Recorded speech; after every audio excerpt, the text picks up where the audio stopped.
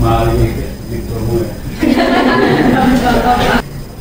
Oke, ini database manajemen sistem ya. Kita masuk ke sini. Jadi nanti kita akan bicara ini ya. Siapa sih penemunya database manajemen sistem? Kemudian tujuannya apa? Kelebihannya apa? Keuntungannya apa? Ya, ini. Ya. Dan nanti kita coba tampilkan posisi Anda sebagai user di dalam konteks database ini seperti apa, ya, yang terakhir nanti. Jadi generasi pertama dari ini ya apa DBMS Database Management System ini sebenarnya didesain oleh ahli komputer programmer yang namanya ini Charles Backman, ya. Dia bekerja di satu ini perusahaan General Electric. Kemudian tahun 1960 dia menciptakan ini satu sistem integrate data store, jadi penyimpanan data yang terintegrasi. Ini pertama kali, atau sebut saja ini embrio dari lahirnya nanti database manajemen sistemnya. Pakaiannya dan pakaiannya itu, ya. Nah, kemudian dia juga merancang ini ya, pengembangan dari apa penyimpanan data terintegrasi. Dia merancang ini satu model jaringan. Dia inilah pertama kali yang menciptakan itu, ya. Dan standar atau model jaringan dari ini Backman ini kemudian distandarisasi. Ini distandarisasi oleh ini ya, Conference on Data System Language. Ini ya. Nah, kemudian perkembangan berikutnya Backman ini mendapat suatu penghargaan ya setingkat Nobel ya, yang di sini disebut ini ACM Turing Award ya. Ini penghargaan semacam Nobel kalau sekarang itu tahun 1973. Jadi inilah beliau orang yang pertama kali menemukan dan merancang database manajemen ya. Semula data terintegrasi, kemudian data itu bisa dalam bentuk jaringan. Ini orang yang pertama kali, ya. Jadi Anda tahu, ya, tidak hanya yang kuliah di P3 saja yang tahu riwayat database, Anda kan bisa tahu, ya. Nah, kemudian tahun 60-an IBM ini mengembangkan satu sistem, ya, yang disebut manajemen informasi. Jadi information management system. Basicnya dari temuan tadi, dari temuan Backman tadi. Nah, kemudian IBM menciptakan apa yang disebut model data hierarki. Nah, kemudian hampir sama tahun 60-an ini IBM bekerja sama dengan perusahaan-perusahaan penerbangan di Amerika ini menciptakan namanya satu teknologi atau sistem submarine. Jadi untuk layanan penerbangan. Kalau Anda beli tiket dimanapun, ya, itu database manajemen sistemnya ini menggunakan yang kemudian diberi nama submarine. Jadi ini ciptaan dari IMB, IBM, ya. Nah, kemudian nah inilah apa, jadi Anda pesan tiket dari rumah, dari smartphone Anda, itu bisa dilakukan dengan apa, teknologi seperti ini. Ini basicnya informasi manajemen, ya. Oke. Nah, ini siapa?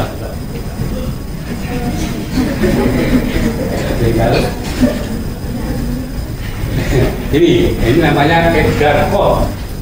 Ya, ilmuwan ini menciptakan ini apa namanya model data relasional. Ini orangnya, jadi tahun 1970 Edgar Codd ini menciptakan ya basicnya tadi ya DBMS tadi, model data relasional.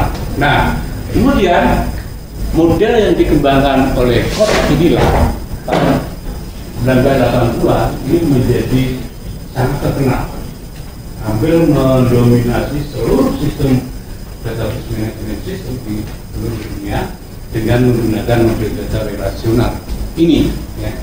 ini orangnya. Nah, bahasa yang digunakan bahasa mesin ya, bukan bahasa monyet manusia, bahasa mesin. Ini yang menciptakan ini, ya dikembangkan untuk basis data relasional. Yang mengembangkan siapa lagi IBM ini, ya. Nah, kemudian bahasa ini diadopsi oleh ANSI, American National Standard Institute. Kemudian juga diadopsi oleh International Standard Organization (ISO). Nah, di ASIP banyak ISO. Ya. Ada berapa ISO? Ada. Banyak ya. Yang untuk rekod, dinamis itu 185 berapa itu, kemudian yang macam-macam ya. Jadi standar ISO yang digunakan mengelola arsip elektronik itu sumbernya dari rancangan kode EMA dari IBM ini, ya. Itu. Nah, kemudian fitur-fitur penting di dalam database management system, apapun namanya ya, Sri Kandi, Arjuna, Burisrawa, Sri Kandi pernah ingat? Ya, itu tadi dinamis. Nanti mungkin ada Doro, Bima, Bujak Rowo. Oke, nah fitur-fitur yang utama ini adalah ini 4 ini. Jadi yang pertama pengembangan program.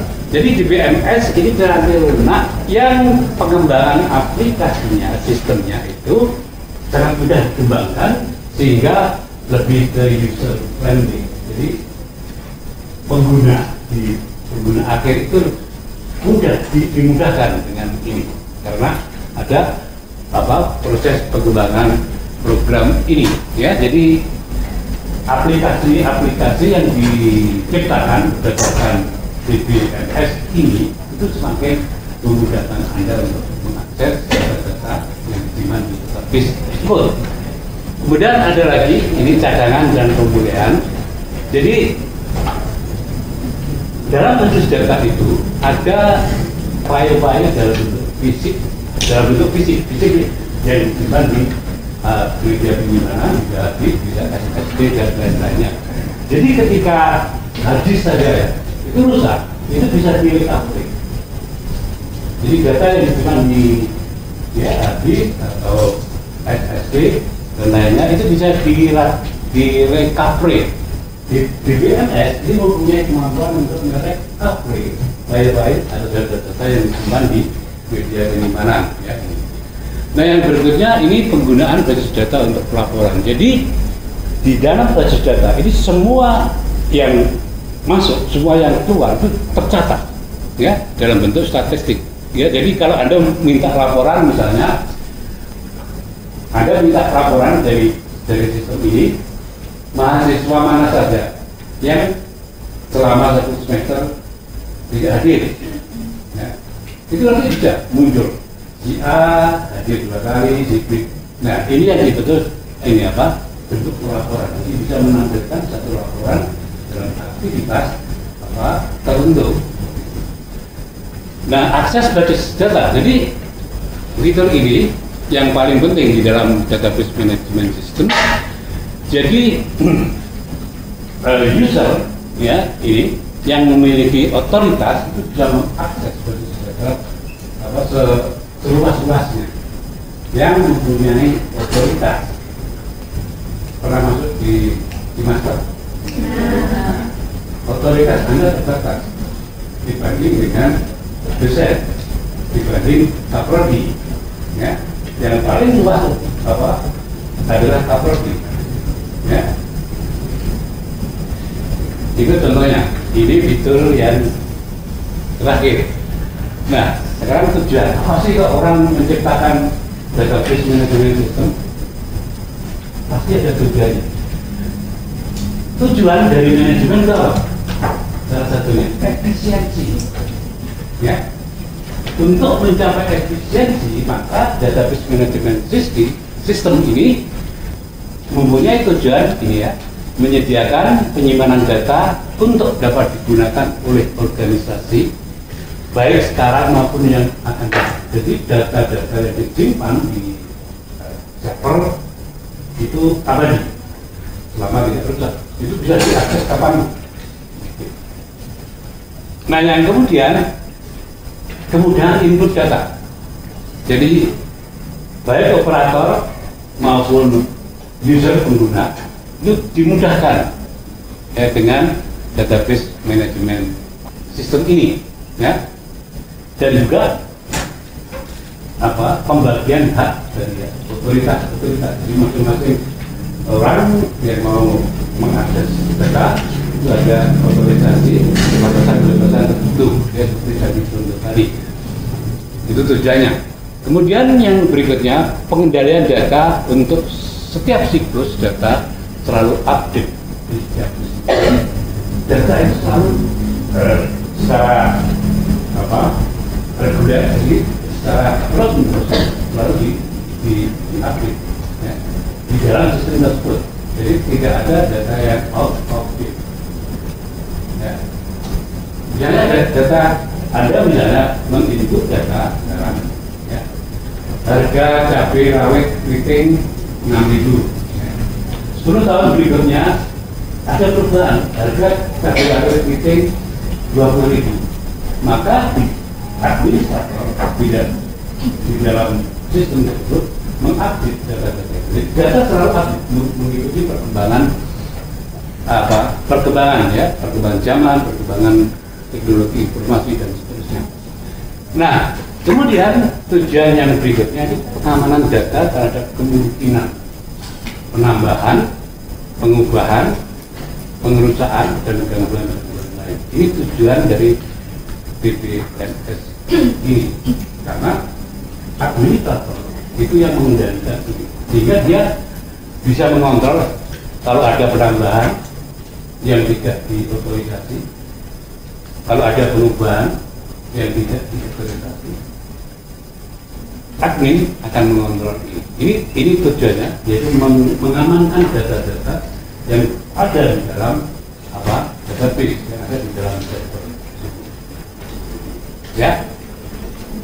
Nah, sekarang fungsinya apa? Tadi tujuan, fungsi dari ini database, ya. Tadi, ya. Ini penyimpanan, pengambilan, perubahan data. Satu, katalog yang dapat diakses pemakai. Ya, sudah lupakan. Nah ini. Nah kemudian mendukung transaksi apapun. Ya, transaksi dalam konteks keadilan untuk pengambilan keputusan, ya, untuk menyebarkan informasi, sharing apapun, ya, di bidang ekonomi, transaksi jual beli, di bidang keuangan, di perbankan dan seterusnya. Ini dia mendukung semua transaksi, ya. Kemudian melayani konkurensi. Jadi konkurensi ini adalah kemampuan program tersebut untuk menangani multiple order atau request. Jadi ini ya, ini berapa? 60 orang itulah masuk di Elok, semuanya tersambung. Tidak hanya 60 orang, 1 juta orang masuk di Elok. Ini yang dimaksud dengan melayani konkurensi. Hanya yang diberi otoritas. Ada yang tentunya enrollment A, ya. Hanya ada yang punya otoritas saja yang bisa masuk. Kemudian recovery. Jadi kalau misalnya error, database-nya error itu crash, itu bisa dipulihkan kembali. Nah ini tadi otorisasi. Jadi siapa yang boleh mengakses, siapa yang tidak, dan seterusnya. Atau siapa yang boleh mengakses semua data yang di database, atau siapa yang tidak boleh mengakses bagian ininya. Kemudian komunikasi data, jadi antar lintas data, ya, dari keuangan ke kepegawaian, dari kepegawaian, jadi semua data itu bisa dikomunikasikan di dalam satu jaringan tersebut. Kemudian integrity, jadi integritas data ya. Jadi, tidak hanya data yang harus diintegritas. Jadi dia kuat, tidak bisa diubah-ubah, tidak bisa dibiarkan. Nah kalau politikus integritinya itu lemah. Contoh Gibran. Sejak awal dia katanya tidak mau masuk politik. Nah, kemudian setelah itu masuk politik PDIP. Sekarang jadi kutu loncat masuk. Nah, jadi integritas ini kokoh. Kalau integritas manusia, contohnya Gibran, lemah. Ya. Banyak ya politikus yang loncat, Muhaimin, jangan pilih.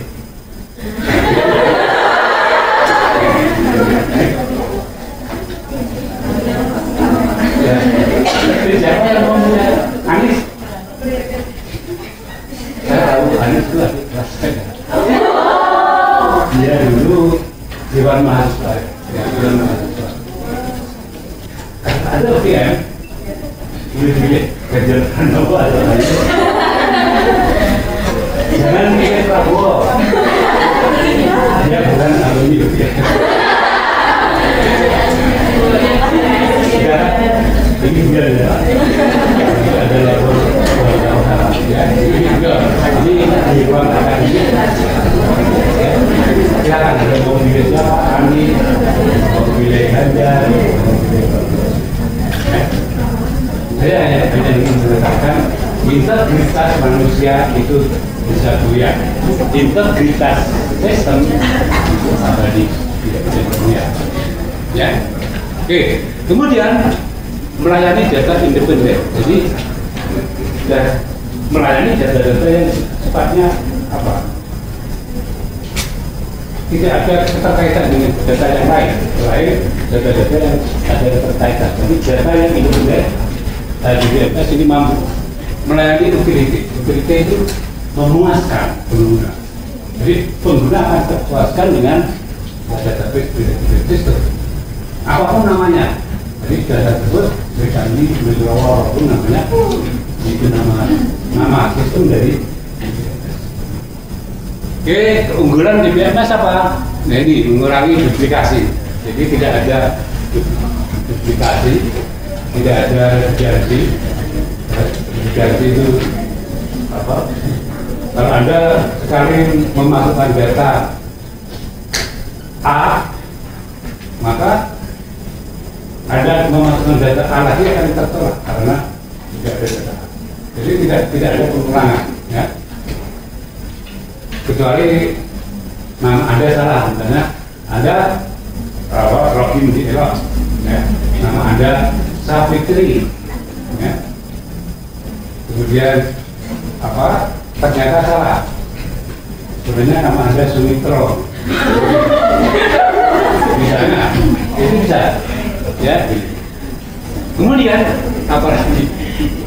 Ini konsisten dan integritas. Ya tadi data itu konsisten dan integritas. Ya, di manusia. Kemudian meningkatkan keamanan. Data yang diterima di tempat penyimpanan server itu sangat aman. Ya, tergantung dari administratornya. Ya. Dia mampu nggak memberi pelindung keamanan. Ya, Anda belajar pakai selesai, ya, SPP itu kan login dulu, nanti ada kalau mau bayar ada apa namanya? PIN-nya 42286, itu pindah ya.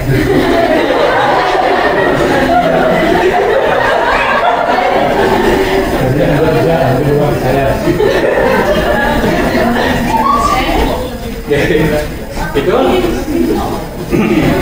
Nah, kemudian ini efisiensi efektivitas itu jelas dengan sebuah sistem database management yang dalam bentuk jaringan apapun itu sangat efektif, ya. Kemudian produktivitas para pengguna data, ya.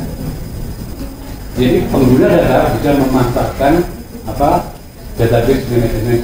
Kalau kita itu saya kira tidak pakai DBMS, mungkin apa namanya otomatis, saya tidak tahu, atau blockchain ya, saya tidak tahu. Nah kemudian ini memudahkan pengguna dalam menggali informasi dan penggunaan data ini jelas sekali. Kemudian meningkatkan pemeliharaan data melalui independensi data. Ini juga dari admin. Kemudian meningkatkan pemakaian bersama dari data. Ya, tadi data tentukan. Satu data bisa diakses ribuan user. Ya. Kemudian layanan backup dan recovery bisa. Jadi DBMS itu mempunyai kemampuan backup data dan memulihkan kembali data yang rusak atau data yang hilang. Kemudian mengurangi konflik antara pengguna data. Konflik bukan orangnya yang berduai, tapi sistem komputer yang digunakan atau smartphone yang digunakan itu tidak akan terjadi crash.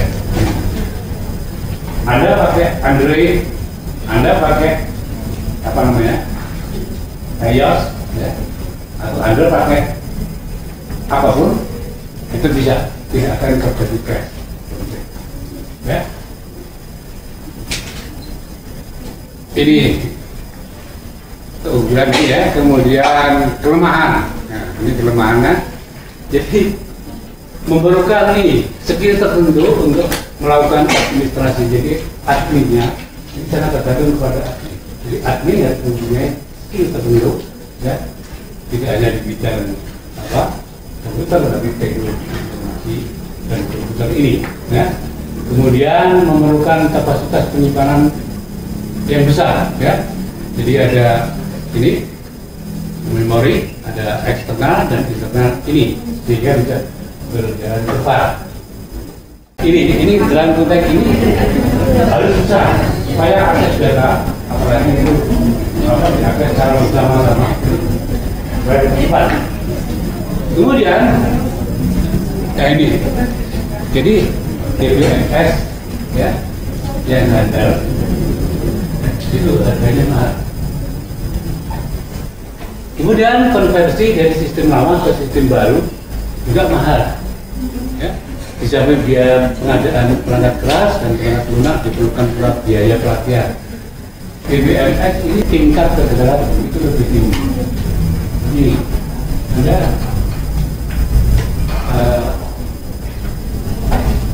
sedang menonton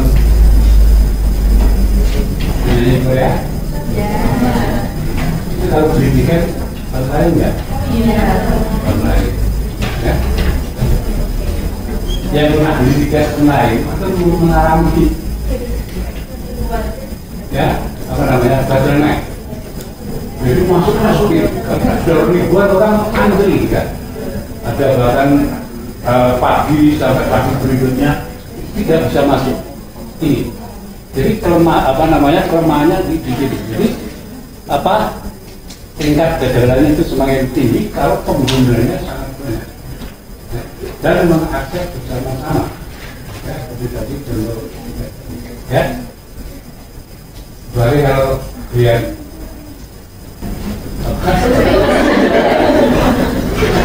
selain itu terberat. Yang paling kita itu lihat dangdut koplo.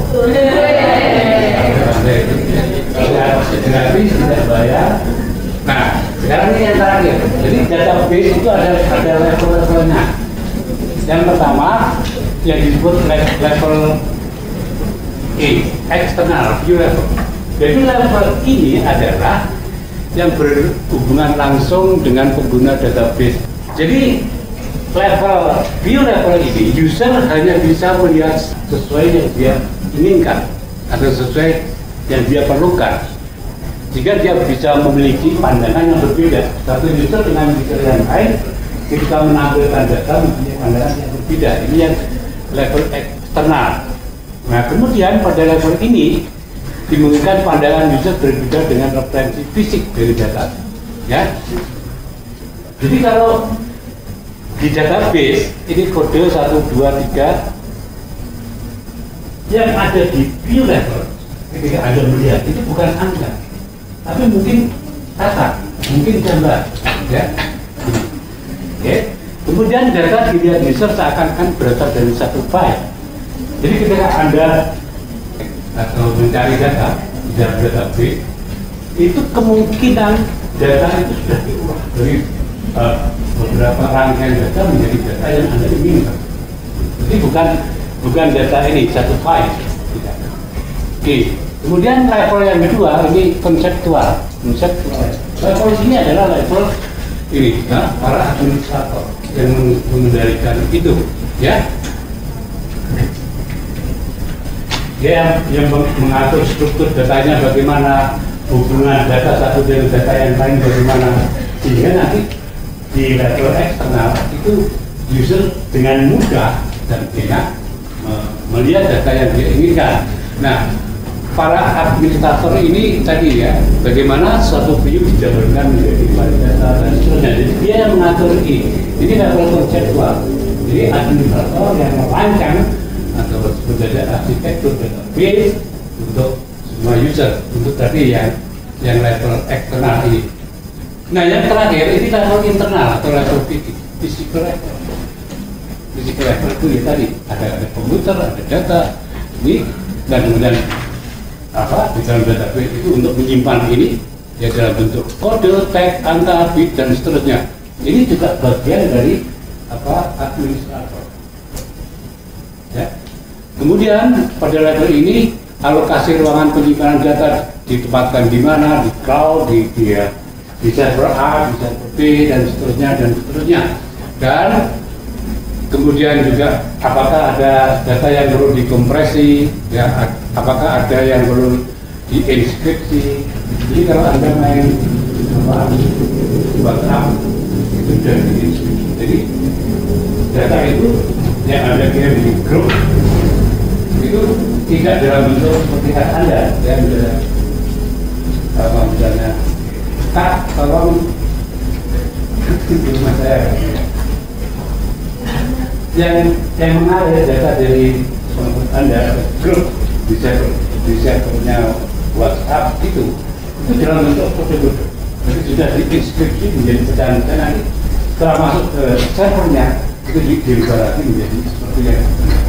Nah, kalau kita gambarkan seperti ini, jadi ini user Anda yang level konseptual, level fisik ini otoritasnya administrator ini. Jadi ini user. Jadi ini yang bertanggung jawab merubah data-data itu menjadi bisa dimengerti oleh user, ya, dari simbol-simbol, dari angka-angka, kode-kode itu bisa dimengerti oleh user. Oke, saya kira sampai di sini.